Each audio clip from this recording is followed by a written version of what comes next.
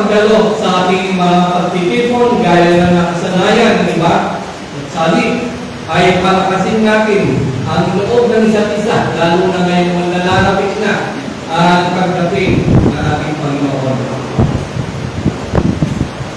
Nakikita, tayo po ay lubos na nagpapasalamat na sa pagkakataong ito na pinagdalo sa akin upang makapag-share ng salita ng ating Panginoon. At hinihiling ko po na tayo yung sandali at tayo yung panalangin. Ilang Diyos ng banal, salamat po. Salamat po sa pagkakataong ito na ako po ay inyong magagamit sa pulpito nito. Panginoon, ito po ang magsalita para sa akin. Ito po, Panginoon, ang siyang magpanood ng mga salita mo sa puso ng bawat isa, Panginoon. Hinihingi ko po na ang puso niya ay isang matabang lupa kung saan ang iyong mga binhi, salita mo, Panginoon, ay maitanim sa mataba na bulsoy sa kanilang mga buhay. Maraming salamat po sa ito ay panalangin sa kanilang. We are saved to serve, to live, and to taste. Yan po ang ating theme sa buwang 3 months respectively. Ipinapaunawa po sa akin na ang kahalagahan na pagsisilbi o pagsiserve at ang pagpapasunod o leadership to live. That is our main purpose in our life. God saved you to serve. Amen? I want to start this message, the very verse of the very word of Jesus in which He tells us that He came not to be served, but to serve. Hindi siya napalito upang paglilingkuran niya siya, kundi paglilingkuran po niya tayo. Sa Matthew chapter '"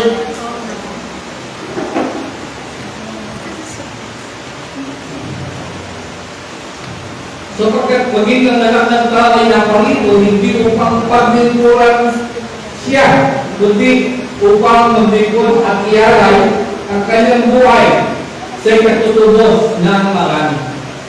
Kung tunay kang tagasunod ni Kristo, ay dapat kang maglingkod sa Kanya. Kung mahal natin ang ating Panginoong Diyos at totoong pinaging anak na niya, I challenge you. I challenge you, brothers and sisters, to hearken and to obey the voice of our Lord, to serve Him and to lead His people, to set an example for believers on how to listen God to do whatever purpose He laid in our life. Why? Because we should embrace the absolute obedience to our God.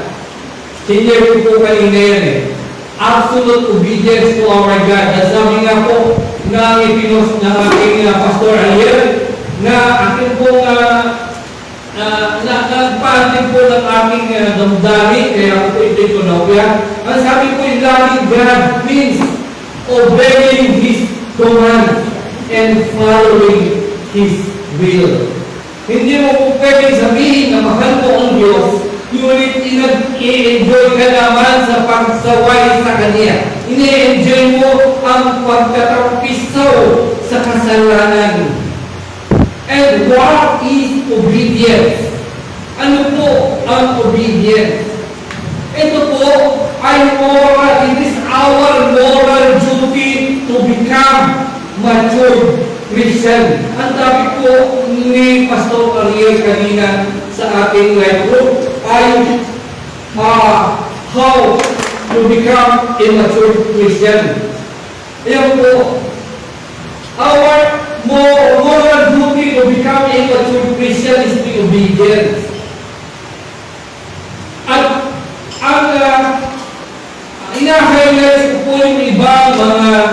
nagbigay ko kong tatlo na number one, you listen and heed the voice of God. Yan po ang isa sa dapat na makita natin bilang obedience na tigasunod ng ating Panginoon. Pinapakinggan mo ang salita ng Diyos at ginaganap mo ito o sila sa buhay mo ito. And number two, it implies aligning our will. It implies our will doing what God has asked you to do. Hindi po pwede sabihin na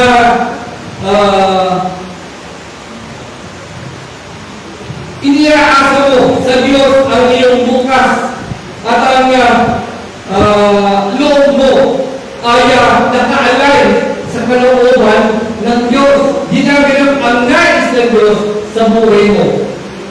And number three, it is when we continue to surrender to His authority and base our decision and our actions on His words. Kapag tayo ganap na sumusuko sa Kanya, ibinabatay natin ang ating mga decisions at ang ating mga actions sa Kanyang mga salita. Iyon lang po yan sa mga katangian ng pagsunod o ang obedience na kung saan ay ito ang pakay natin sa ating buhay sa mundo nito bilang mananampalataya. It is our absolute purpose in our life to become spiritually mature Christians. Ang Diyos po ang gumawa ng paraan upang maunawaan natin ang Kanyang kagustuhan. Ang Kanyang kalooban in a supernatural way. Inuulit ko po, siya po ang nagbigay ng kalooban upang maunawaan natin in a supernatural way. Kung bakit naisulat po ang banal na kasulatan o ang Biblia. It is the ultimate source of truth. It is the ultimate source of truth. Amen po? Kasi po, ang halimbawa po ito, bawat matataas na opisyal o hindi lang matataas, pagmula sa presidente pababa, bakit po sila nanunumpa? At kapag sila nanunumpa, nakabato ang kanilang kamay sa Biblia. Bakit po? At ang isa pa, bakit kapag ka mag-witness ka, bago ka umupo sa witness stand, bakit po kailangan manumpakan muna? Dahil magsasabi ng katotohanan lamang na nakapatong ang iyong kamay sa Biblia. Bakit po? Sapagkat ang Biblia ang absolute truth. Amen? Na nung nakaraan ay tinapit ng ating pastor Lomeldo ang Biblia ay may dalawang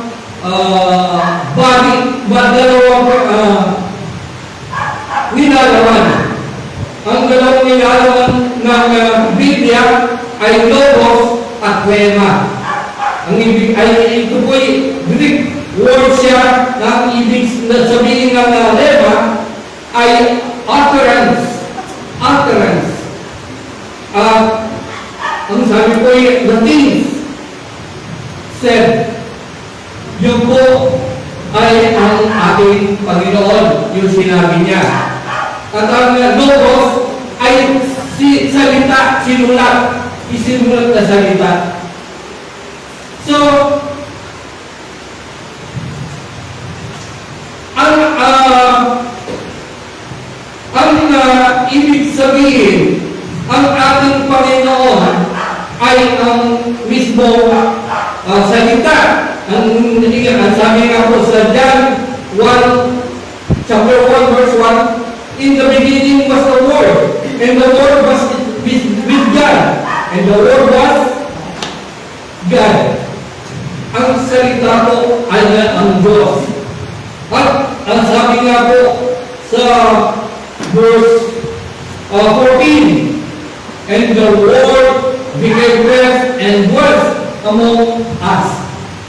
Ang salita po nagkatawang tao at nanirahan kasama natin.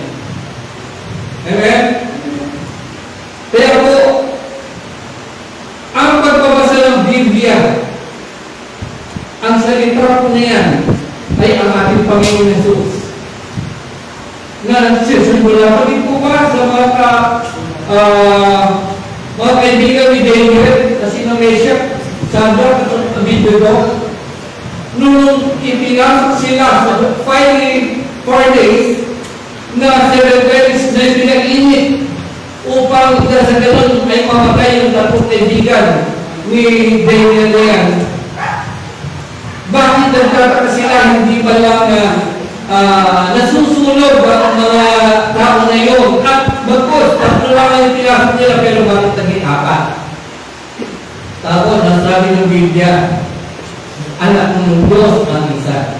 E di, nung parang nandun lang ating Panginoong Jesus. Kaya po, napakahalaga na ang salita ng banal na kasulatan ay maisa puso natin palagi. Magbabasa po tayo at ito po ang ating ang boses ng Diyos sa atin. Kaya po kayong anyayahan na magbasa na text natin ito na sa 1 Samuel chapter 3 verses 9 and 10. Nilagay po yung kaparaso ngayon ay verse 8. Anyayahan po kayo na sabay-sabay nating basahin ang ating text. 1 Samuel chapter 3 verse 9 up to 10. Read.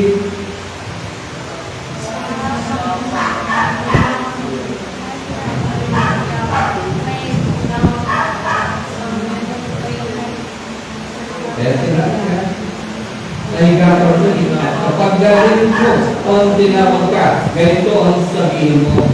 At salita ko kayo, Yahweh, nakikinig ko ang muling ko at muling na nahiga si Samuel. At in verse 10, ay si Yahweh ay lumapit kay Samuel at muli kong tinawag Samuel. Si Samuel, magsalita ko kayo, nakikinigan ninyo. Speak, Lord, for your servant here. And speak, Lord, for your servant here. Ang title po na ginagawa ko dito ay Healing God's Word. Yan po ang message natin ngayong araw. The call of God applies to each and every one of us, including myself.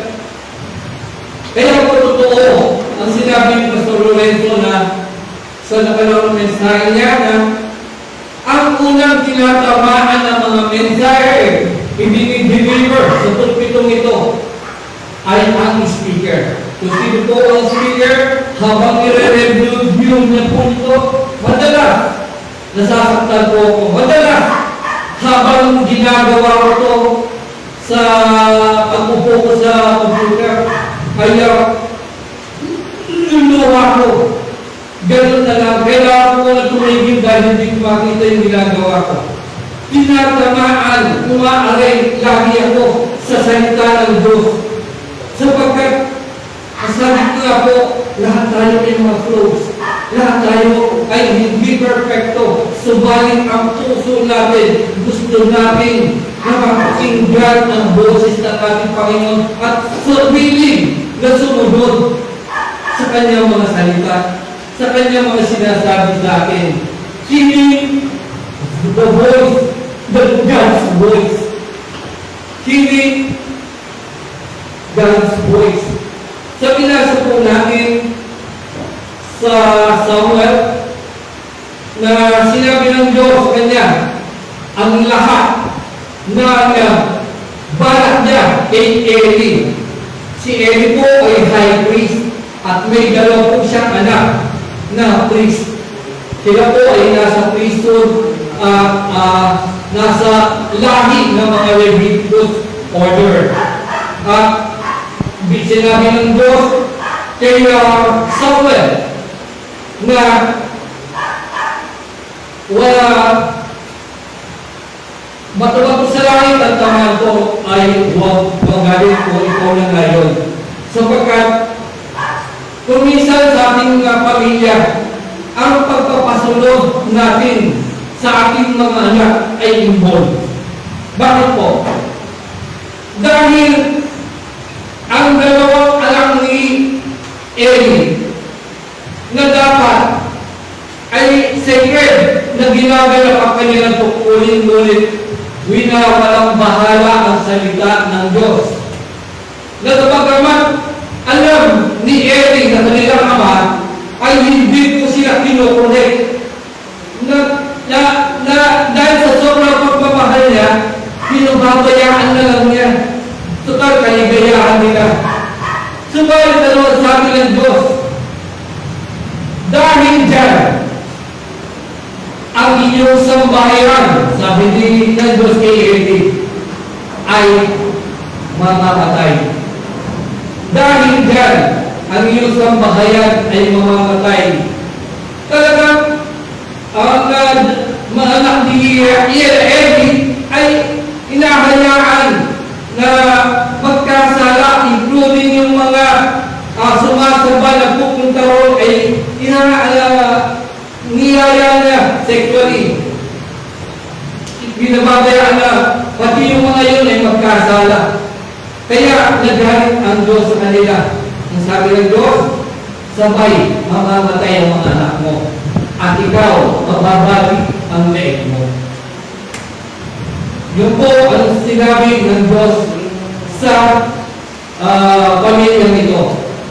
Kaya nung ang mga Pilisteo inuusok, natalo po sila at sabay po namatay ang dalawa ng anak.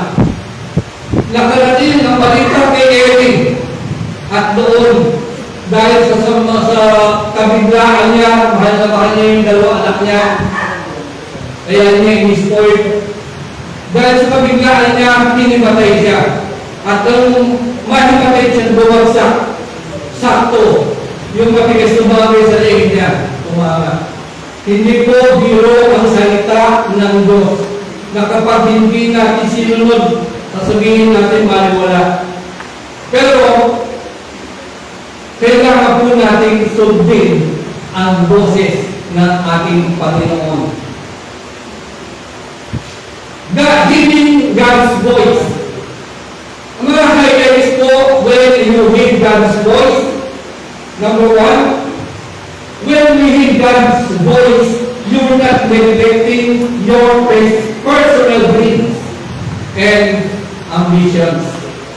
Hindi niyo po, alam niyo naman po na kung ang ibig sabihin ng kalooban ng Diyos. Di po ba na-i-demo ko na sa inyo na ang kalooban ng Diyos ay parang nasa circle na kung saan kapag lumabas ka doon sa circle na yun at saka ka pa lamang magagalaw ng diabo. Ulitin ko po, ang kalooban po ng Diyos ay napaka-importante sa atin bilang mga nanampalataya. Sapagkat tayo po mga mananampalataya na nagkaroon ng Espiritu Santo sa ating buhay ay nasa kalooban na ng Diyos. Subalit, kapag lumabas po tayo dito at saka lang po tayo magagalaw ng diabo. Ano po ang pruweba natin? Si Job. Ipinaalam pa po ni Satanas sa Diyos na gagalawin niya ang lahat kay Job. Huwag lamang ang kanyang buhay. Ang sabi po sa Job chapter 2 verse 6, sorry po, nagkamali. Job chapter 2 verse 6, ay sinabi po ng Diyos kay Satanas na gawin mo ang gusto mong gawin sa kanya, huwag mo lamang siya papatayin. Kita nyo? Ang sabi kasi ni Satanas, nasa loob ka ng kaluwalhatian mo. Ibig sabihin, nasa loob lang siya ng kalooban mo. Kaya, napagpapala at hindi kaya saktan ng diablo na kailangan may paalam. Ang sabi po ng Diyos, upright person si Job. Kaya siya ay nasa kalooban niya. Ang sabi ni Satanas, nasa circle of your will. Siya, kaya hindi ko siya kaya gawin. Yan po ang sinabi ni Satan. And he will always, ang trabaho po ni Satan ay mag-deceive. Alam naman po natin na sabi nga po ng Panginoon sa John chapter 10 verse 10, the thief does not come himself to kill, to steal, to kill, and to destroy. Yan po ang diablo. Ang sabi po ng ating Panginoon, I have come that they may have life. Ang diablo, ninanakaw. Ang Panginoon, pag nasa Panginoon tayo, nagdadagdag, that I have come that they may have life and that they may have it more abundantly. Yan po ang sabi ng ating Panginoong Jesus Cristo. Ano ba ang ninanakaw sa iyo ng diablo ng kaaway? Number 1, your peace. Ninanakaw niyo po ang kapayapaan natin sa buhay, sa ating mga puso. Number 2, your joy. Ang katuwaan natin sa buhay ay ninanakaw ng diablo. At ang pinaka-importante sa lahat, na number 1 target ng kaaway ay nakawin ang calling sa iyo ng Diyos para hindi ka pag-serve sa ating Panginoon. Hindi mo narinig ang boses ng ating Panginoon dahil doon.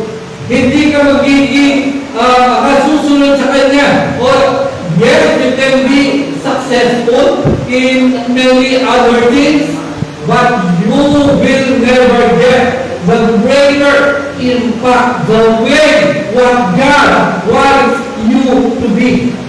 Bakit po? Sa Matthew chapter 16 verse 12,